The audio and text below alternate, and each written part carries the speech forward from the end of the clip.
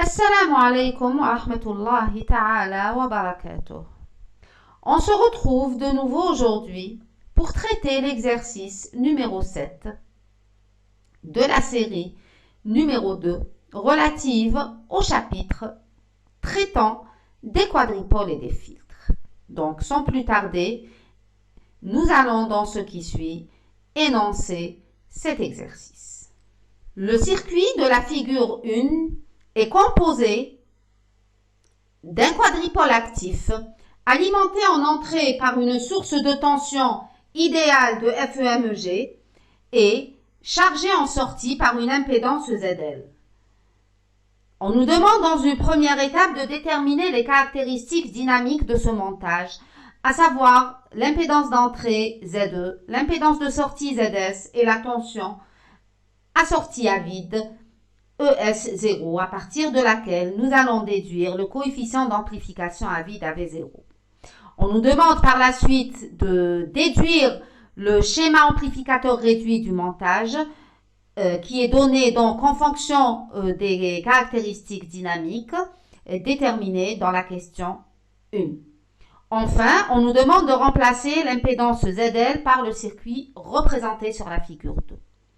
Dans une première étape, on nous demande d'exprimer la fonction de transfert T de oméga qui est égale à Vs sur Eg.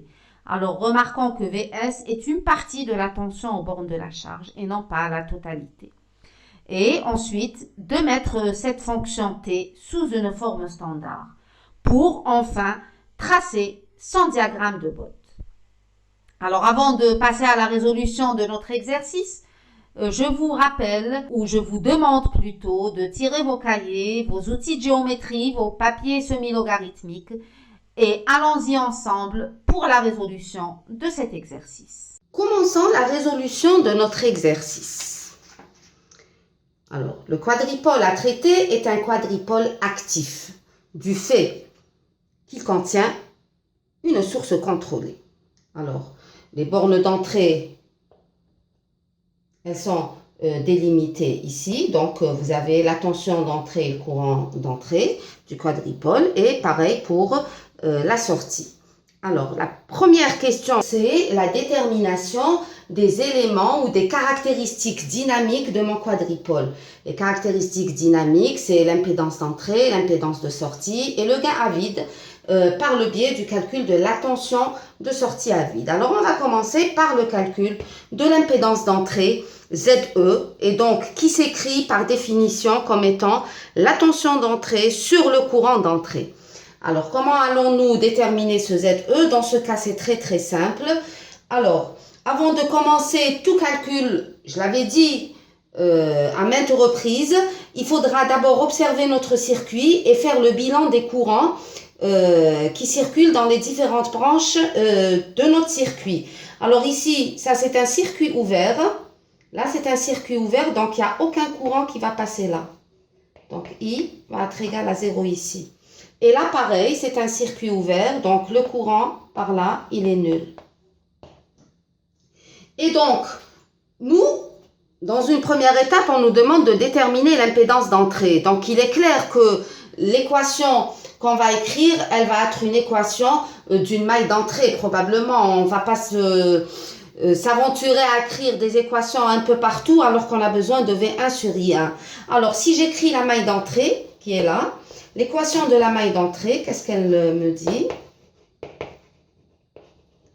Donc, l'équation de la maille d'entrée implique que mon V1, c'est tout simplement R1, I1. D'accord? Donc, V1, c'est la DDP aux bornes de R1. Et donc, de ce fait, je tire directement que ZE, c'est V1 sur I1 qui est égal à R1. Et R1, alors on nous a donné la valeur, c'est 2 kΩ. Voilà. Donc, on a déterminé l'impédance d'entrée de notre quadripôle qui est actif dans ce cas. Alors, si vous n'avez pas de questions, on va passer au calcul qu'est-ce qu'on nous demande par la suite? Attendez. Voilà, on nous demande l'impédance de sortie du quadripôle. Alors, les résultats auxquels on aboutit, je les écris ici, les applications numériques, parce qu'on en aura besoin tout tout à l'heure. Donc, ZE égale à 2 kOhm. Très bien. Alors, on passe à la deuxième à la détermination de la deuxième caractéristique, c'est-à-dire calcul de l'impédance de sortie. Alors, pour calculer ZS, comment on procède? Alors, on avait vu en cours que pour calculer ZS, on va suivre les mêmes étapes du calcul qu'on utilise pour le calcul de l'impédance de Thévenin. Donc, qu'est-ce qu'on fait pour calculer l'impédance de Thévenin généralement? Donc, je commence par déconnecter ma charge. Je la remplace par quoi? Surtout quand c'est un circuit actif, alors on la remplace par un couple UI.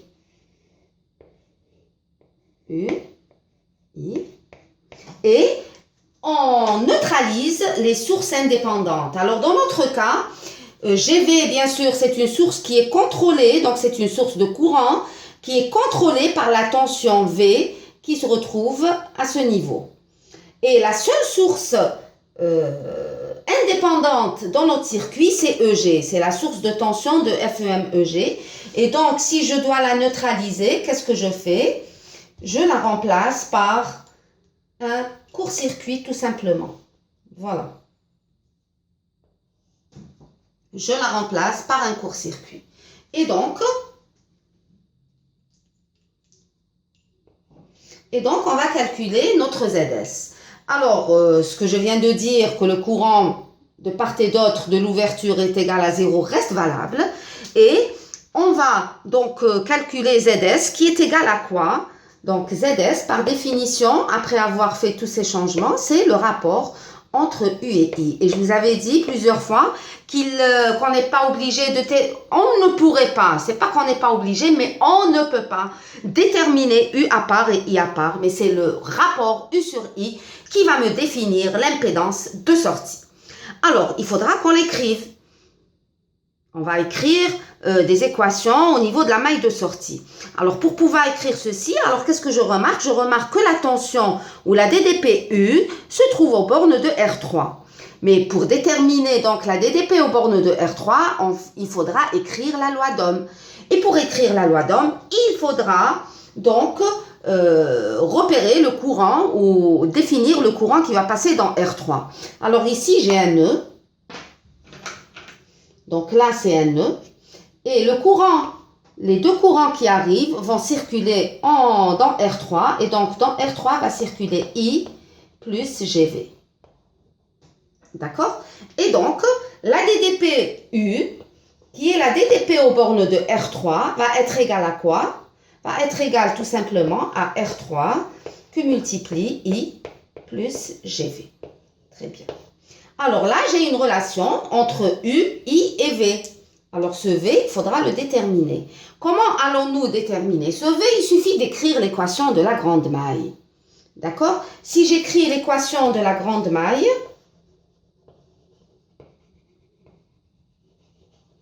qu'est-ce qu'elle va me donner? Elle va me donner U plus V égale à quoi? Égale à 0.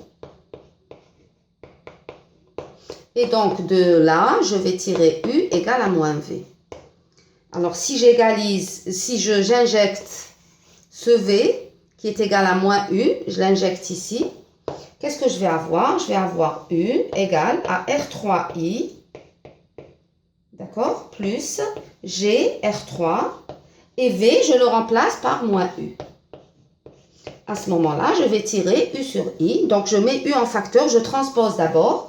Et je le mets en facteur. Donc, 1 plus GR3 va être égal à quoi? Va être égal à R3I. Et de là, je peux tirer le rapport U sur I qui me définit donc mon impédance de sortie. Donc, j'efface ici. Et donc, on obtient le rapport U sur I serait égal à R3 sur 1 plus G R3. Et ce rapport, c'est tout simplement l'impédance de sortie. Voilà. Et donc, on va faire l'application numérique. Donc, je l'encadre quand même. Alors, l'application numérique, donc ZS, serait égale à quoi? R3, elle est égale à combien? R3, c'est 0,2 kOhm. Donc, c'est 0,2 que divise 1. Alors, G, c'est combien? C'est 5 milliampères par volt. Donc 5 millisiemens. Donc, 5 fois R3 qui est égal à 0,2 kg. Donc, 0,2 kg avec 5 siemens va me donner 1, tout simplement. Et ZS serait égal à 0,2 kg. Voilà. Et donc, je le mentionne ici, ZS égale à 0,2 kOhm. Voilà. Et on passe à la détermination de la dernière caractéristique qui est donc la tension, ou plutôt le gain en tension à vide qu'on va déterminer par le biais de la tension de sortie à vide. Alors j'efface et on reprend notre circuit d'origine pour pouvoir faire les modifications physiques qui nous permettront de déterminer la tension ou le gain à vide.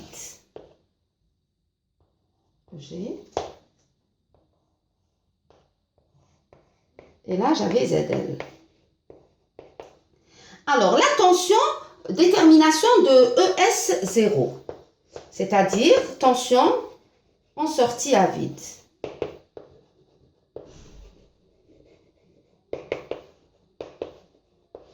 Comment je dois procéder?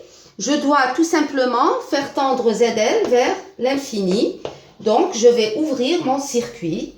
Donc là, je vais avoir un circuit ouvert. Je vais avoir un circuit ouvert et la tension à déterminer, donc, c'est la tension à vide ici.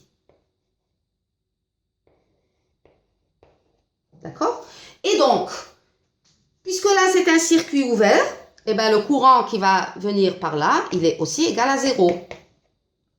Et donc, l'équation de ce nœud va impliquer que le seul courant qui va passer dans R3, c'est quoi? C'est le courant GV. Voilà. C'est le courant GV. Et j'écrirai alors que ES0, c'est la DDP aux bornes de R3. Et donc, par application de la loi d'Ohm, je vais avoir ES0 qui serait égal à GV R3.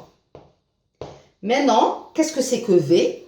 Alors, V, dans ce cas, ce n'est plus ES0 plus V égale à 0 puisque j'ai EG ici. Alors, soit j'écris la grande maille et je déduis V, soit j'applique la définition que V, c'est la DDP entre ce point qui est égal à EG et ce point qui est égal à ES0. Alors, c'est quand vous voulez, on va écrire la grande maille, c'est pas grave. Donc, si j'écris la grande maille, l'équation de la grande maille, des fois, bon, on omet de dire des mots, mais bon. Donc, ES0 plus V égale à EG. Et donc, mon V serait égal à tout simplement EG moins ES0. Je vais injecter ce V ici et je tire alors ES0. Et donc, ES0 serait égal à GR3 EG moins ES0. Et donc, je peux tirer ES0 qui est la tension à vide. Alors, ES0, je vais le mettre en facteur. Et donc, je vais avoir 1 plus GR3 égale à GR3 EG. Et de là, je tire mon ES0 qui serait égal à GR3 sur 1 plus GR3 fois EG.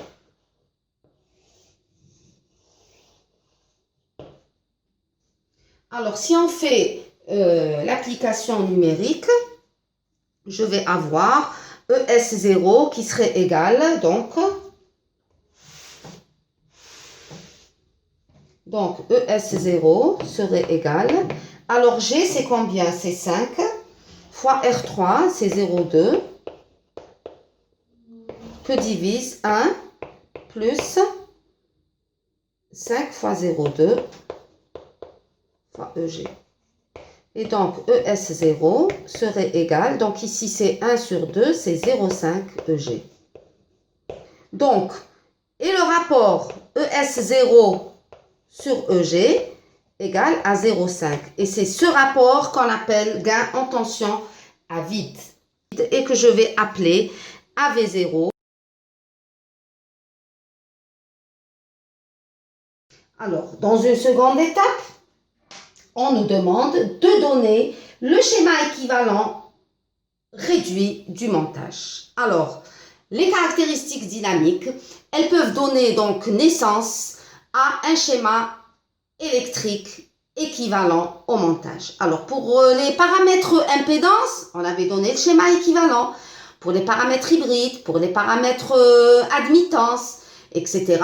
Et là, pour les caractéristiques dynamiques, le schéma équivalent est appelé schéma amplificateur réduit du montage. Donc, le schéma amplificateur réduit du montage étudié se présente sous la forme suivante. Donc, le schéma serait, alors, qu'est-ce que je vais avoir? Je vais avoir, donc, en entrée, je vais avoir l'impédance d'entrée, ZE, et j'ai le générateur de Thévenin en sortie. Donc, j'ai ZS et j'ai ES0 qui est égal à AV0. EG, dans ce cas, c'est V1. Et donc, là, c'est EG, il ne faut pas l'oublier. Et je dois mettre mon V1, I1, I2, V2. Et là, c'est ZL.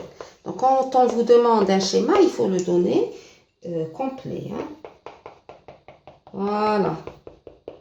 Ça, c'est le schéma amplificateur réduit. Schéma amplificateur réduit. Voilà. Et donc, si vous n'avez pas de questions, on passe à la dernière ou à la troisième question, pardon, qui consiste à déterminer donc la fonction de transfert de notre montage. Déterminant la fonction de transfert T de oméga de notre montage.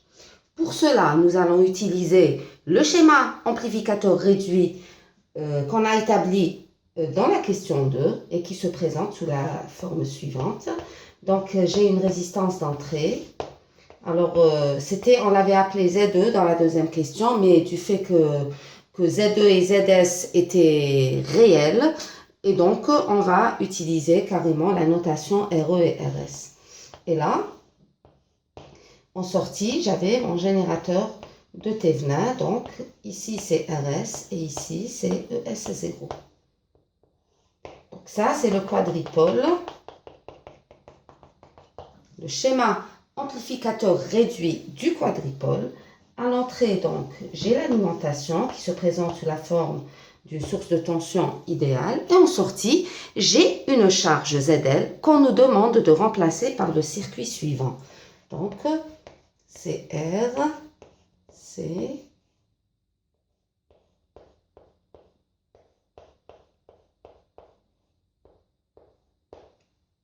voilà.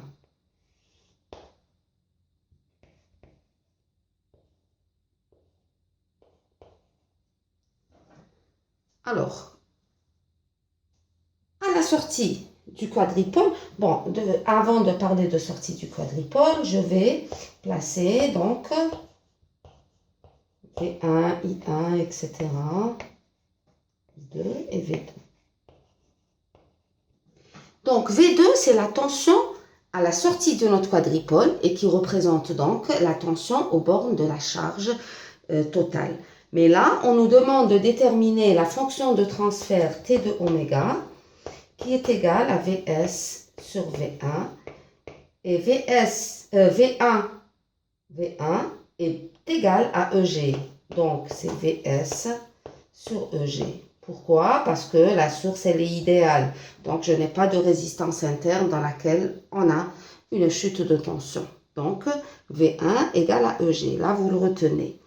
Et le VS qu'on nous demande d'exprimer le rapport avec EG, c'est tout simplement une partie de la charge. Donc, mon VS, il se retrouve dans la partie parallèle de ma charge. Et à ce moment-là, je vais donc essayer d'exprimer ce rapport. Alors là, c'est simple. Déjà, pour simplifier notre étude, qu'est-ce qu'on va dire? On remarque que ma charge, c'est tout simplement une mise en série de deux éléments. Donc, le premier, c'est Z parallèle qui représente le condensateur en parallèle avec la résistance. Et le second, on l'appellera Z série. Et c'est la représentation série du condensateur avec la résistance. Alors, si on ne veut pas alourdir notre schéma, on va le reprendre en utilisant ZS et Z parallèle. Donc, si vous avez, il faut noter ce schéma et redessiner un autre à la suite. Et donc là, qu'est-ce que je vais mettre? Je vais mettre ZS et là, c'est un Z parallèle.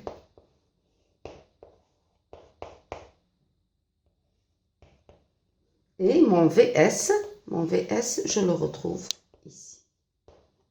Voilà, très bien.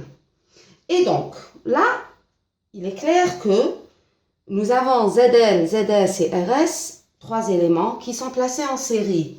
Et donc, ma tension VS, je pourrais la trouver par l'utilisation du diviseur de tension. Donc, diviseur de tension. Qu'est-ce qu'il va me donner? Il va me donner que l'ADDPVS aux bornes de Z parallèle égale tout simplement à Z parallèle sur la somme des trois éléments. Donc Z parallèle plus ZS plus RS plutôt, fois ES0. Sachant que ES0, c'est quoi? C'est tout simplement, on l'avait établi lors de la question 1, donc c'est AV0 EG. Et de ces deux relations, je peux tirer donc T de oméga, qui serait égal tout simplement à AV0, Z parallèle sur la somme.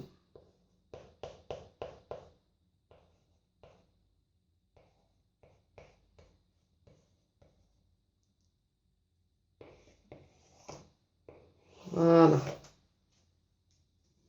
Et maintenant, on va devoir expliciter l'expression de T de oméga en fonction donc des éléments de mon circuit. Donc, j'efface. Alors, mon Z parallèle, c'est quoi? Mon Z parallèle, c'est R en parallèle avec ZC. Et on avait dit que pour R parallèle à ZC, je vous avais dit, on l'utilise tellement qu'on finit par s'en rappeler. Donc, c'est le produit sur la somme qui donne R sur 1 plus J RC oméga. Pour ZS, c'est tout simplement la somme. Et c'est donc R plus 1 sur JC oméga. Et on va remplacer ces deux expressions dans l'expression de T de oméga à laquelle on vient d'aboutir. Hein? Alors, T de oméga, donc AV0 reste tel quel. Je remplace R sur 1 plus J RC oméga. Et en bas, donc, c'est R sur 1 plus J RC oméga plus ZS qui est égal, donc, je vais inverser, vous allez voir pourquoi. Donc, je vais écrire 1 sur JC oméga plus R. Vous savez très bien que la somme est commutative, donc il n'y a pas de problème. Et je rajoute la résistance de sortie ici. Alors là, on va arranger notre expression en réduisant au même dénominateur. Donc, on va le faire d'abord en gros. Donc, ce 1 plus JRC oméga, il va sûrement disparaître avec celui-là. Et donc, ces deux produits, je vais les multiplier par R plus RS. 1 plus JRC oméga, il va venir ici. Et JC oméga, il va venir ici. Et donc, mon T de oméga va devenir... Là, c'est pour un peu aller un peu vite. Donc, au numérateur, je vais avoir... Donc, le AV0, je ne l'oublie pas. Et je vais avoir JRC oméga. Et au dénominateur, alors ce terme, le numérateur de la première fraction, va devenir JRC oméga. Et le 1 va devenir 1 plus JRC oméga. Et R plus RS va être multiplié par le produit des deux.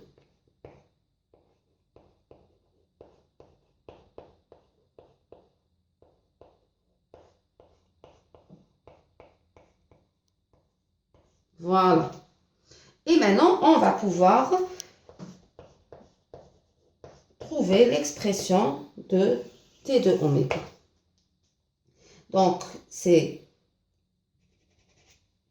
AV0 JRC oméga que divise. Alors, au dénominateur, mon 1, c'est un bon signe parce que les formes standards, elles font toujours apparaître 1 plus, alors JRC oméga une fois, JRC oméga, donc 2 JRC oméga. Et là, quand je multiplie, donc j'ai R plus RS que multiplie JRC oméga. Donc, il y a un R JC oméga, donc je vais avoir J, C oméga, et là je vais avoir 3R plus le RS. Voilà. Vous pouvez reprendre calmement et vous allez retrouver la même chose normalement. Et le produit JC oméga par JRC oméga R plus RS, alors J carré va donner moins 1, et je vais avoir R, facteur de R plus RS, C carré oméga carré. Et donc, c'est ma fonction de transfert T de oméga. Alors, si vous n'avez pas de questions, la prochaine étape, c'est quoi? C'est essayer d'identifier cette fonction de transfert avec une forme standard. On avait dit que les formes standards T0, T1, T2 et T3 servaient pour l'étude de n'importe quelle fonction de transfert, de n'importe quel filtre. Alors ici, on ne nous a pas donné une forme spéciale pour T de oméga, donc une forme standard particulière pour T de oméga. Donc on a le choix. Et il y a une multitude de façons d'écrire. Alors, on va opter, moi je vous conseille, de maintenir ce AV0 et on remarque ici que j'ai quelque chose qui ressemble à T0 et là, puisque c'est un oméga carré, j'ai un T3. Et donc, ma fonction de transfert, je l'écris tout simplement comme un produit de... Alors, j'ai une constante, un T0 et un T3. D'accord? Et donc, elle va s'écrire sous la forme d'une constante J oméga sur oméga 0 que divise 1 plus 2JM oméga sur oméga 1. Je suis obligée de changer la notation par rapport au cours puisque j'ai utilisé l'oméga 0 ici. Moins oméga sur oméga 0 au carré. Donc, c'est K. T0, c'est J oméga sur oméga 0. Et T3, c'est 1 sur 1 plus 2JM oméga sur oméga 1, moins oméga sur oméga 1 ici. Voilà. Et donc, on va identifier cette expression avec T de oméga que je vais réécrire juste en dessous. Et donc, T de oméga, je l'écris en couleur cette fois-ci. On a trouvé que c'est AV0, J oméga sur oméga, JRC oméga, que divise, donc tout ceci, 1 plus JC oméga 3R plus RS moins R plus RS, C carré, oméga carré. Voilà. Et on va identifier ces deux expressions. Donc, je vais identifier ces deux expressions. Comment on fait l'identification? L'identification, il faut qu'elle se fasse par étapes. Donc, dans notre cas, bon, peu importe parce qu'il y a une indépendance quand même entre le numérateur et le dénominateur. Mais il arrive des fois où la fréquence caractéristique ou la pulsation caractéristique du numérateur, on voudrait qu'elle soit égale à celle du dénominateur. Et à ce moment-là, on doit suivre les étapes une à une, hein, dans l'ordre. Voilà, c'est le mot que je cherchais. On doit suivre les étapes dans l'ordre. Alors, pour vous habituer à bien travailler, on va suivre ces étapes d'une manière ordonnée. Alors, la première caractéristique ou le paramètre caractéristique qu'on va déterminer, c'est oméga 1. Donc, je vais identifier donc 1 sur oméga 1 carré. Il est égal à quoi? Il est égal tout simplement à donc R facteur de R plus RS fois C carré. Et de là, je peux tirer oméga 1 qui va être égal tout simplement à 1 sur C racine de R facteur de R plus RS. Donc ça, c'est mon oméga 1 que je vais noter ici. Donc oméga 1, c'est 1 sur C racine carrée de R facteur de R plus RS. Voilà. Donc ça, c'est mon oméga 1. Ensuite, je vais passer à la détermination de M. Vous commencez toujours comme ça. Je détermine oméga 1, ensuite je vais déterminer M. Comment je vais faire ceci? Alors, je vais identifier les expressions. D'accord? Je vais identifier donc, et je vais avoir que 2M sur oméga 1 est égal tout simplement à ce terme qui est égal à C facteur de 3R plus RS. Et donc, M serait égal à quoi? Serait égal à 1 sur 2 oméga 1 C facteur de 3R plus RS. Et je remplace oméga 1 par son expression. Donc, M serait égal à 1 demi. Alors, 1 sur C racine de R facteur de R plus RS que multiplie donc C facteur de 3R plus RS. Alors C, il disparaît avec C et je vais avoir le paramètre M qui est égal à 3R plus RS sur 2 racine carrée de R facteur de R plus RS. Voilà. Et donc, on a déterminé oméga 1 et M. Alors, si vous n'avez pas de questions, on passe à la détermination des deux paramètres restants.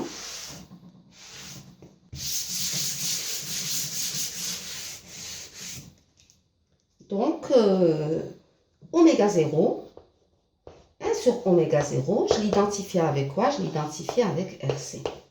Et donc, du coup, oméga 0, c'est 1 sur RC tout simplement. Donc, je l'écris. Oméga 0, c'est 1 sur RC. Et enfin, bon, la constante K, c'est clair que K serait égal à AV0. Voilà. Et donc, quand on définit n'importe quelle forme standard, il faudra qu'on définisse les paramètres que voici. Donc, les oméga 1, M, ça dépend de votre forme, comment elle se présente. Alors là, pour pouvoir tracer le diagramme de Bode, on va devoir calculer numériquement ces paramètres. Alors, on va le faire. On calcule numériquement ces paramètres. Alors, application numérique. On va commencer par les plus simples. Donc, la constante K, on avait trouvé que c'était AV0 et on a calculé tout à l'heure, c'est 0,5. Oméga 0, c'est 1 sur RC. R, c'est combien? Alors, R, c'est 1 kg et C, c'est 1 micro. 1 kg et 1 micro, ça va donner 10 puissance moins 3. Donc, oméga, c'est 10, oméga 0, c'est 10 puissance 3 radians par seconde. Voilà. Ensuite, on calcule oméga 1. Oméga 1, c'est 1 sur C. C, c'est 10 puissance moins 6. Racine carrée de R, facteur de R plus RS. Alors, R, c'est 1. Et R plus RS, c'est 1,1. Donc, c'est 1 sur C. Donc, c'est 10 puissance 3, puisque le kilo, il va partir avec un 10 puissance moins 3. Donc, c'est 10 puissance 3 sur 1,1. Et ça donne 0,95 10 puissance 3 radians par seconde. Quant à la valeur de M, alors c'est 3R. 3R, donc ça me donne 3, puisque R c'est 1 kg. Plus RS c'est 0,1, donc c'est 3,1 au numérateur, que divise 2, facteur de... Alors R c'est combien? R c'est 1. Et 1,1 ici, donc c'est la racine de 1,1. D'accord? Et donc, ceci va me donner une valeur qui va être proche de 1,47. Alors, ce qu'il y a lieu de remarquer, c'est que M est une grandeur qui est supérieure à 1. Et là, c'est très très important lors de l'étude de la fonction T3. On avait dit que si M était compris entre 0 et 1, la fonction serait non décomposable et on l'aurait étudiée telle qu'elle. Mais dans le cas où M est supérieur ou égal à 1, donc j'aurais eu, ma fonction aurait été décomposable et donc c'est ce qu'on va faire tout de suite, c'est-à-dire décomposer la forme T3 en un produit de deux fonctions du premier ordre, ce qui va faciliter énormément le tracé de Bott. Avant de passer à la décomposition de T3, et comme je l'ai dit tout à l'heure, il existe plusieurs façons pour mettre notre fonction T sous une forme standard. Donc, on avait établi tout à l'heure une première forme qui s'écrivait ainsi, donc on avait écrit que T de oméga était donc une constante fois T0 fois T3 et qui s'écrivait comme donc K J oméga sur oméga 0 que divise ma fonction T3. Donc oméga 1 ici et moins oméga sur oméga 1 carré. Donc c'est ce qu'on avait vu tout à l'heure. Cette forme c'est OK, on l'a fait. Mais toutefois, il pourrait exister d'autres formes, peut-être plus simples, peut-être plus compliquées. Alors, à mon avis, il y a encore plus simple. C'est quoi? C'est une forme qui ressemble à celle-ci. La seule différence, c'est éviter cette constante K. Et donc, la deuxième forme que je propose, c'est la forme suivante, donc T. Alors, ce AV0, je vais l'introduire dans RC. Et donc, je vais l'écrire tout simplement sous la forme d'une fonction T0 que multiplie un T3. Et donc, mon T de oméga dans ce cas va s'écrire comme J oméga sur oméga 0 que divise 1 plus 2JM oméga sur oméga 1 moins oméga sur oméga 1 carré. Alors, bien sûr, les différences, elles résident dans les oméga 0. Ce n'est pas le même, c'est tout à fait normal, puisque ça reste des formes générales. Alors, si maintenant je veux identifier cette forme avec celle-là, pour ce cas, c'est fait, il n'y a pas de problème. Donc, si j'identifie cette forme avec celle-là, on procède exactement de la même manière. Donc, je commence par oméga 1, il reste inchangé. M, il reste inchangé, c'est les mêmes que tout à l'heure. Le seul changement va résider dans mon oméga 0. Cette fois-ci, mon oméga 0 va être égal, je vais mettre ça pour montrer que c'est ce oméga 0, il va être égal tout simplement à 1 sur AV0 RC, tout simplement, d'accord? Et qui aurait comme valeur donc de 10 puissance 3 radians par seconde. D'accord? Donc, c'est une forme qui ressemble à la première. La seule différence réside dans l'absence de la constante K dans cette deuxième forme et la valeur de oméga 0. C'est tout. Mais ça reste la même forme qu'ici. D'accord? Et donc, on va passer maintenant, on va récapituler donc, les résultats auxquels on a abouti pour pouvoir décomposer notre fonction T3. Donc, j'efface. Je récapitule. Donc, mon T de oméga que je vais étudier s'écrit sous la forme donc J oméga sur oméga 0 que divise 1 plus 2JM oméga sur oméga 1 moins oméga sur oméga 1 au carré. Avec oméga 0, c'est quoi? C'est 2 10 puissance 3 radians par seconde. M, on avait trouvé que c'était 1,47. Et oméga 1, c'est quoi? C'est tout simplement, on avait trouvé 0,95 10 puissance 3 radians par seconde. Et donc, on passe à la décomposition de notre fonction T3. Alors, mon T3, c'est quoi? Mon T3 s'écrit sous la forme 1 plus 2JM oméga sur oméga 1 moins oméga sur oméga 1 au carré. D'accord? Que je vais mettre sous la forme d'un produit de deux fonctions du premier ordre, c'est-à-dire 1 plus J oméga sur oméga 1 prime que multiplie 1 plus J oméga sur oméga 1 seconde.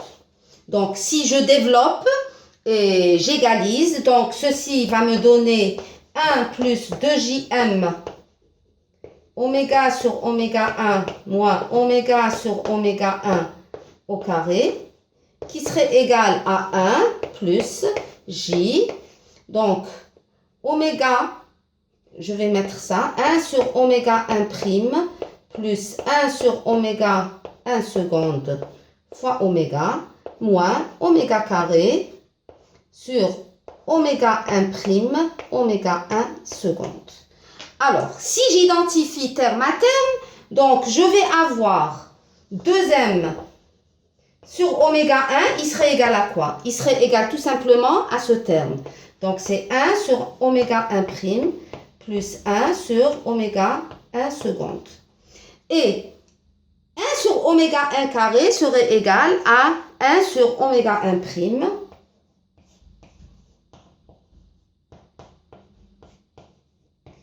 que multiplie oméga 1 seconde. Alors, si je suppose que j'ai une variable qui s'écrit x égale à 1 sur oméga, j'ai deux valeurs pour oméga, 1 sur oméga 1 prime et 1 sur oméga 1 seconde. Donc, qu'est-ce que je pourrais dire? Je pourrais dire que oméga 1 sur oméga 1 prime et 1 sur oméga 1 seconde seraient les solutions d'une équation du second degré dont la variable c'est x égale à 1 sur oméga et qui s'écrirait, donc là c'est S et là c'est P, et qui s'écrirait donc sous la forme x au carré moins Sx plus P égale à 0. Et donc, x1 prime et x1 seconde sont les solutions de cette équation. D'accord? C'est les solutions de cette équation. Alors, pour trouver donc 1 sur oméga 1 prime et 1 sur oméga 1 seconde, il suffira de résoudre cette équation du second degré. X au carré moins Sx plus P égale à 0. Alors, je vais rappeler ici ce que c'est que S. Donc, S, c'est 2m sur oméga 1 et P c'est 1 sur oméga 1 prime, oméga 1 carré. Voilà. Alors, je vais l'écrire. S est la somme des solutions de l'équation 1. Donc, je vais appeler équation 1. Et P est le produit des solutions de l'équation 1. D'accord? Et donc, pour résoudre cette équation, je vais calculer le discriminant, tout simplement. Donc, delta serait égal à quoi? Delta serait égal à S au carré moins 4P. Et c'est donc 4M au carré sur oméga 1 carré moins 4 sur oméga 1 carré. Et ceci va donner donc 4 sur oméga 1 au carré, facteur de M au carré moins 1. Et là, on remarque bien, on avait dit que mon T3 serait décomposable que si M était supérieur à 1. Donc, si M était inférieur à 1, ce terme aurait été inférieur à 0. Hein, et donc, je n'aurais pas eu de solution. Et donc, ma fonction n'aurait pas été décomposable. Alors, comment trouver maintenant x1' et x1 seconde? C'est tout simplement, donc j'écris x1', c'est quoi? C'est moins s, donc c'est s plus racine de delta sur 2. Et x de 1 seconde serait égal à s, puisque c'est moins, donc moins s, s moins racine de delta sur 2. Et donc, si je remplace, je vais avoir donc oméga 1' serait égal tout simplement à 2 fois à 2 sur S plus racine de delta. Je vais développer et détailler. Donc, oméga 1 seconde, c'est aussi l'inverse. Donc, c'est 2 sur S moins racine de delta. Et donc, mes solutions s'écriraient de la manière suivante. Donc, oméga 1' serait égal à donc 2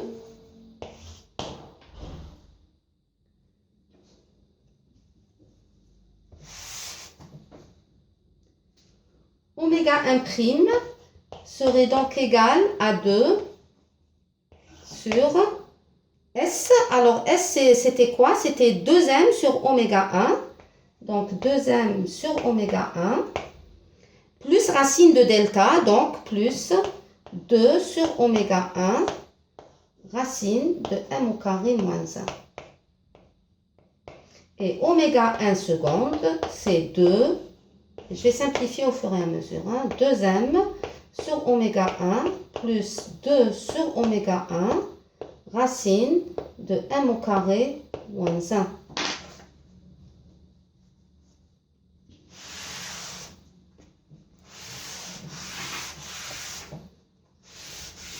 Et donc, là, je vais simplifier 2 avec 2. Le oméga, il va passer en haut. Et je vais avoir oméga 1 sur M plus racine de M au carré moins 1.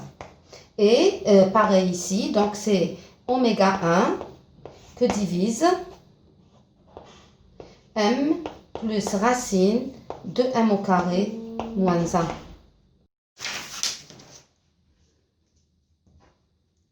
Et donc, ma fonction que je vais étudier s'écrirait T de oméga égale à tout simplement T0 ou bien J oméga sur oméga 0 que divise 1 plus J oméga sur oméga 1 prime 1 plus J oméga sur oméga 1 seconde. Et c'est donc T0, T2 et un autre T2 que j'appellerai T'2. Donc, on est passé d'un T0, T3 à un T0, T2, T'2. Alors, avec oméga 0, je reprends les valeurs. C'est, qu'est-ce qu'on avait trouvé déjà? 2 10 puissance 3 radians par seconde. oméga prime 1, c'est 0,4 10 puissance 3 radians par seconde, quand je remplace ici. Et oméga de seconde 1, c'est donc 2,54 10 puissance 3 radians par seconde. Donc, ces deux valeurs sont obtenues après avoir remplacé donc oméga 1 et m dans cette expression.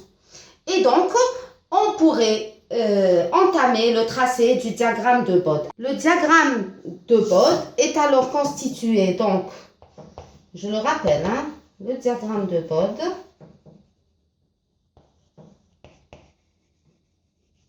est constitué de deux diagrammes. On a un diagramme des amplitudes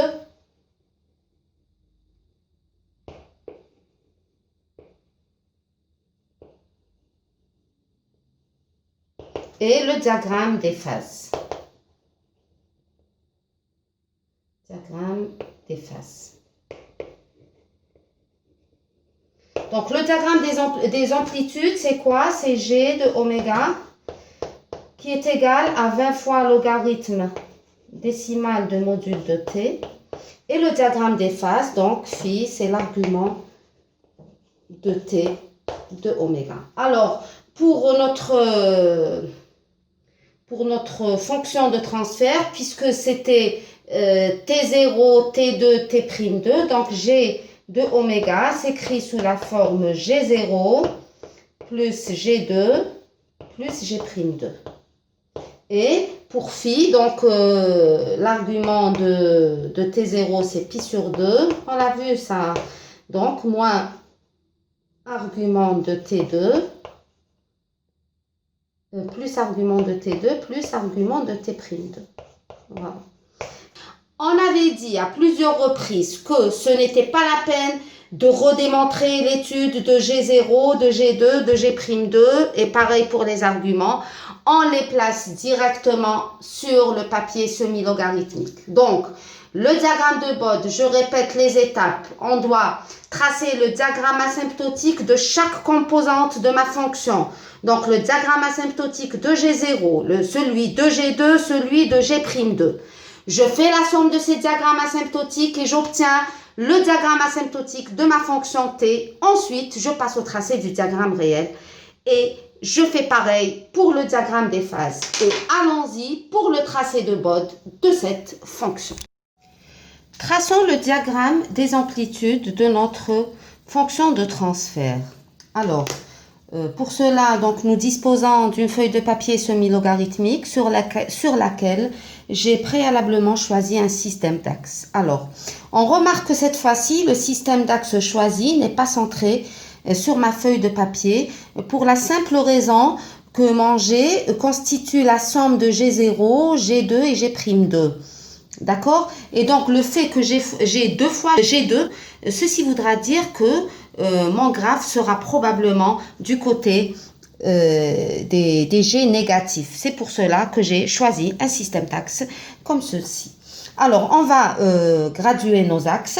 Donc, pour les oméga, puisque mes oméga caractéristiques commencent de 4 10 puissance 2 à 2,54 10 puissance 3. Donc, je vais mettre un 10 puissance 3 ici, un 10 puissance 4 ici, et un 10 puissance 5 là. Là, c'est un 10. D'accord? Et oméga 0, c'est 2 10 puissance 3, donc c'est ici. Oméga prime 1, c'est 4 10 puissance 2, donc ici c'est 10 puissance 2. Donc 2, 3 et 4, donc là c'est oméga prime 1. Et oméga seconde 1, c'est 2,54 10 puissance 3. Alors comment je vais placer 2,54 10 puissance 3? Je vais tout simplement donc prendre ma décade. Elle commence à partir de 10 puissance 3. Et je mesure donc la largeur de ma décade qui est de 7,8 cm. Et je vais calculer logarithme décimal de 2,54. Et le produit logarithme décimal de 2,54 fois 7,8 va me donner l'abscisse de oméga seconde 1 et qui va me donner donc 3,15 cm. Et donc c'est ainsi que je vais placer mon oméga seconde 1. Donc, oméga seconde 1. Alors, sur vos cahiers, sur vos feuilles de papier, il est préférable d'utiliser un crayon parce que le feutre, c'est gros. Mais là, je suis obligée pour bien contraster. Mais sur vos cahiers, sur vos feuilles personnelles, utilisez des crayons et bien taillés. Alors, on va commencer par tracer les diagrammes asymptotiques de chacune des composantes de G. Alors, G0, c'est quoi? C'est une droite de pente plus 20 dB par décade. Avant de tracer le diagramme asymptotique, j'ai oublié de graduer l'axe des G. Alors, l'axe des G, donc je vais prendre 4 carreaux pour 10 décibels. Donc là, c'est 10 décibels. Et donc, 4 carreaux ici, c'est moins 10. Donc, moins 20, moins 30. Voilà. Et donc, alors on remarque que du côté positif, je n'ai pas 20 décibels. Et vous savez très bien qu'une décade, je peux la prendre du côté droit ou du côté gauche. Donc, quand je démarre de oméga 0, une décade à partir de oméga 0, alors je pourrais l'avoir en multipliant oméga 0 par 10 et ça serait 10 fois oméga 0 par là. Ou bien je multiplie oméga 0 par 0,1 et j'aurai 0,1 oméga 0 par là. Et dans les deux cas, c'est une décade. Alors, je prends 0,1 oméga 0 et à cette valeur, donc, je mets ici 0,1 oméga 0 et j'ai moins 20 décibels. Voilà, moins 20 décibels. Donc, je suis là. Voilà. Et là, donc voilà, on a vu comment tracer cette droite. Hein, on l'a fait. Donc, dans les deux cas, dans les 10 oméga 0 et 0,1. Donc, il suffit de revoir votre cours. Et même, je pense, le TD passé, on l'avait fait. Et donc là, je note que c'est G0 qui se présente sous la forme d'une droite de pente plus 20 dB par décade. Voilà. Je vais tracer G2 et G'2. Alors, pour G2, donc la pulsation caractéristique qui lui correspond, c'est oméga prime 1. Donc, oméga prime 1, c'est 0 avant cette pulsation et c'est plus 20 dB au-delà de oméga prime 1. Donc, plus 20 dB, donc une décade. Je dois prendre une décade. Donc, ça c'est 4. Donc, 2, 3, 4. Donc, ça c'est 10 fois oméga prime 1 et j'ai 20 décibels. J'ai moins 20 décibels, pardon. Donc, 4 et 8, moins 20 décibels. Voilà. Et donc là, c'est une demi-droite de pente, moins 20 décibels par décade. Donc, ça, c'est G2 et c'est une pente de moins 20 dB par décade. Je fais pareil pour G'2, donc je prends donc 0 avant oméga seconde 1 et moins 20 décibels, donc au-delà. Donc je place 10 fois oméga seconde 1, donc 1, 2, 3, 3,15 je dois avoir. Alors attendez, ah non, c'est ici le 1.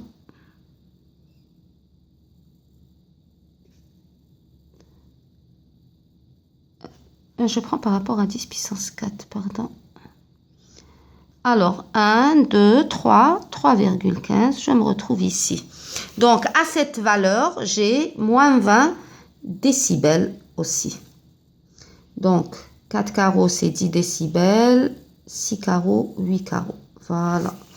Et là, je trace ma demi-droite qui a une pente moins 20 dB par décade. Donc là, c'est G'2 et qui a donc cette demi-droite a une pente de moins 20 dB par décade.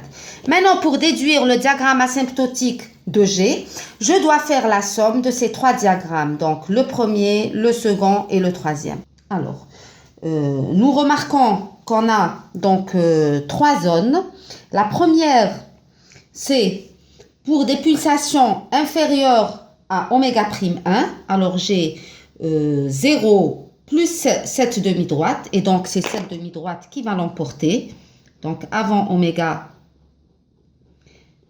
prime 1. Voilà. Donc, c'est une demi-droite de pente plus 20 dB par décade. Entre oméga prime 1 et oméga seconde 1, j'ai une demi-droite de plus 20 dB par décade, une autre de moins 20 dB par décade. Et donc, le résultat, c'est un segment de droite de pente 0 et donc qui est parallèle à l'axe des pulsations. Et je le hachure. Alors, là, alors attendez, c'est jusqu'à oméga seconde 1, c'est pas jusqu'à oméga 0. Donc, ce segment de droite, il va jusqu'à oméga seconde 1. Voilà. Très bien. Et par la suite, au-delà de oméga seconde 1, qu'est-ce que j'ai? Regardez. Donc, j'ai cette droite de pente plus 20 dB par décade et deux demi-droites de pente moins 20 dB par décade. Alors, ce qui est certain, c'est que le résultat, ça va être une demi-droite de pente moins 20 dB par décade. Mais comment on va la dessiner? Alors, on a deux méthodes. Soit je fais la somme graphique point par point de ces deux demi-droites avec cette droite. Donc, je prends n'importe quel point, par exemple celui-là, et je fais les sommes géométriques. Donc, cette ordonnée plus celle-là, ça va me donner l'ordonnée du point à cette pulsation. Soit, je sais, pour tracer une droite, je sais que j'ai besoin donc soit d'une pente et d'un point, soit de deux points. Alors ici, le premier point, je l'ai. Et j'ai la pente, c'est moins 20 dB par décade. Donc, il suffit de tracer une droite qui passe par ce point, d'accord, qui passe par ce point et qui a donc une pente de moins 20 dB par décade. Comment je vais faire ceci? Je vais tout simplement tracer une droite qui passe par là et qui est parallèle à cette droite de pente moins 20 dB par décade. Alors, comment je vais faire? On sait très bien que deux droites parallèles, elles sont équidistantes. Et donc, je prends mon extrémité.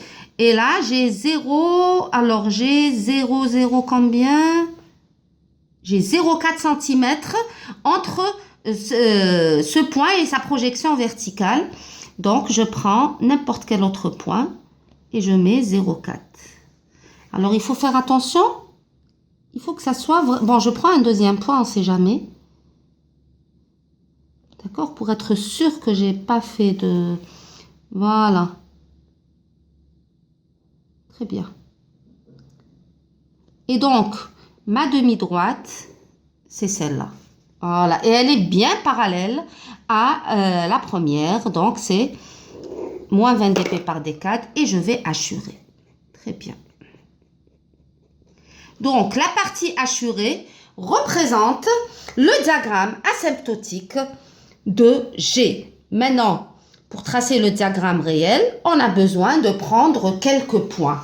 Alors, j'en ai pris pas mal de points quand même et on va les placer sur ce diagramme. Alors, on commence par exemple par le point oméga 0. Oméga 0 qui se trouve à 2 10 puissance 3.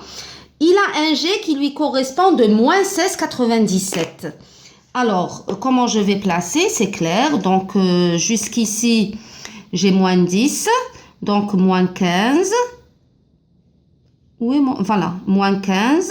Donc, moins 17,5. Donc, c'est environ ici. Voilà. Et on va placer tous les autres points que j'ai pris. Donc, après avoir placé tous nos points que je montre ici sur le tableau, je vais joindre les points pour tracer le diagramme réel. Alors, en joignant, il faut joindre à main levée. Donc, normalement, c'est un crayon. Voilà.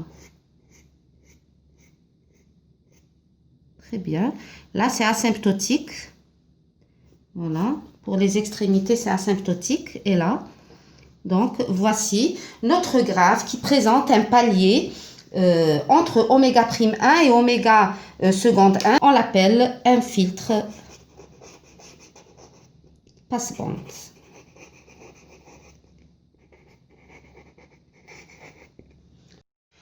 Pour tracer le diagramme des phases, nous procédons de la même manière que lors du tracé de G, c'est-à-dire, on va le faire en deux étapes. On commence tout d'abord par tracer le diagramme asymptotique de phi et donc le diagramme asymptotique des composantes de phi, donc phi 0, phi 2 et phi prime 2. Alors pour cela, nous disposons d'une feuille de papier semi-logarithmique sur laquelle j'ai préalablement donc inséré ou choisi un système d'axes qui est centré cette fois-ci sur ma feuille de papier semi-logarithmique et que j'ai gradué. Donc j'ai gradué l'axe des pulsations et j'ai gradué l'axe des phi en prenant 4 petits carreaux pour pi sur 2. Quant aux graduations de l'axe des oméga, il se fait de la même manière que dans le cas du tracé de G. J'ai seulement décalé, au lieu de commencer par 10 puissance 2, là on commence par 10 et ça ne change rien du tout au travail qu'on va faire. Alors pour le tracé, donc on commence par tracer le diagramme asymptotique de phi 0 qui est égal à pi sur 2 quel que soit oméga et donc c'est une droite qui est parallèle à l'axe des pulsations. Donc là, c'est phi 0. Pour tracer phi 2, donc phi 2, c'est quoi? C'est 0 avant la pulsation caractéristique et c'est moins pi sur 2 au-delà de la pulsation caractéristique. Alors, avant oméga 0, oméga prime 1, pardon, c'est 0. Donc, voilà. Et au-delà de oméga prime 1, c'est moins pi sur 2. Ça, c'est phi 2. Je fais la même chose pour phi prime 2. Donc, 0 avant oméga seconde 1. Donc, c'est 0.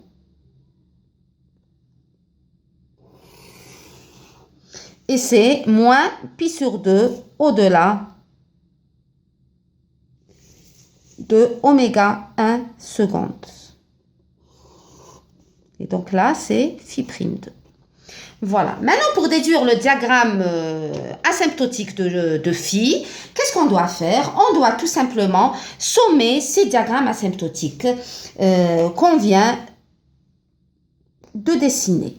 Alors, avant oméga prime 1, qu'est-ce que j'ai? J'ai pi sur 2 plus 0 et ça va me donner pi sur 2.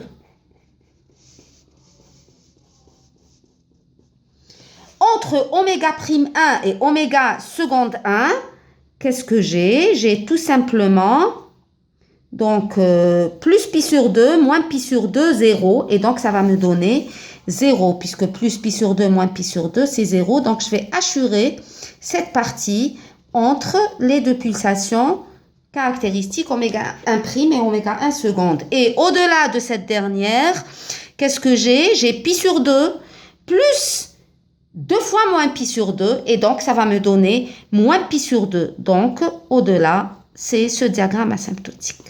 Donc le diagramme asymptotique obtenu pour phi, c'est le diagramme qui est assuré sur notre feuille de papier semi-logarithmique et qui se présente sous la forme d'un escalier. Alors maintenant, il faut tracer le diagramme réel. Pour cela, on choisit des points et on calcule la valeur réelle de phi. Et donc, sur le tableau montré ici, donc on a les points choisis et on va commencer à les placer sur notre feuille de papier. Donc, on commence par la première valeur, c'est 0,5 oméga prime 1. 0,5 oméga prime 1, ça va donner 2 10 puissance 2. Ceci veut dire que je suis ici de 10 puissance 2. Et j'ai une valeur de combien? J'ai une valeur de 0,33 pi. Alors là, c'est 0,25 pi. Et là, c'est 0,37 pi. Là, c'est 0,37 pi, pardon. Donc, je suis environ ici. Voilà. Ensuite, pour oméga prime 1, j'ai 0,2 pi. Oméga prime 1, j'ai 0,2 pi, donc 0,25, 0,125, donc je suis environ ici. D'accord? Pour 2 fois oméga prime 1, j'ai 0,05. 2 fois oméga prime 1, donc c'est 8, 10 puissance 2, et donc je suis là. Et on termine ainsi jusqu'à terminer l'emplacement de ces points. Donc, une fois les points placés, comme il apparaît sur cette figure, donc on sait qu'au-delà de oméga prime 1, donc pour des valeurs plutôt très petites devant oméga prime 1, j'ai le diagramme asymptotique plus pi sur 2. Et au-delà de oméga prime 2, j'ai moins pi sur 2. Et entre les deux, je vais joindre les points qu'on a placés. Donc, il faut aller doucement parce que le tracé à main levée, il faut vraiment bien le faire. Voilà. Et donc, voici notre diagramme réel des phi qui se présente sous la forme d'une sigmoïde. Voilà. Donc, ça, c'est le diagramme des phases de notre fonction de transfert de l'exercice numéro 7. Ainsi, avec ce tracé, on arrive à la fin de notre exercice et aussi on arrive à la fin de la série sur les quadripoles et les filtres. Donc, j'espère que vous avez bien assimilé ce chapitre, que vous avez donc tout noté, que vos cahiers sont à jour. Et donc, sans plus tarder, je vous dis bon courage, bonne fin de journée. Wassalamu alaikum wa rahmatullahi ta'ala wa barakatuh.